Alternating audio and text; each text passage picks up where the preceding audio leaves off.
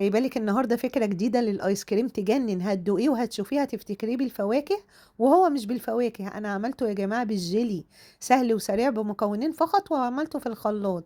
تعالوا نشوف عملناه إزاي، وده وقته الجو حر، دلعي أولادِك يالّا ورطّبي على قلبهم، كوباية حليب، شوية تلج، دوّبت كيس جيلي فراولة نزلتِ بيه في شوية مَيّة سخنة، و4 معالق كبار من الكريم شانتيه وسِنّة لون أحمر كده جِل صحّي نزلت بيه، ضربتهم مع بعض كده في الخلاط أو في الكبة ونزلت بيهم كده في الكوبايات اللي عندي، لو عندِك علبة تلاجة تقدري تنزلي بيه في علبة التلاجة،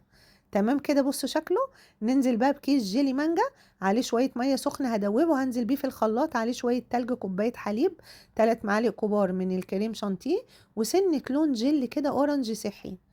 ضربتهم برضه ونزلت بيهم في الكوبايات كده بالشكل ده، بجد طعمه خيال وهيفرّح الولاد أوي.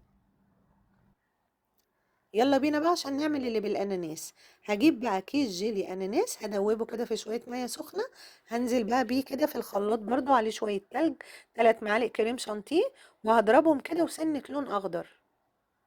يطلع معايا كده آيس كريم أناناس يجنن. هنزل بيه في الكوبايات هدخله الفريزر يقعد حوالي 3 4 ساعات، هيطلع بقى يا جماعة بصوا بالجمال ده، خطير قوي، فرحي أولادك بيه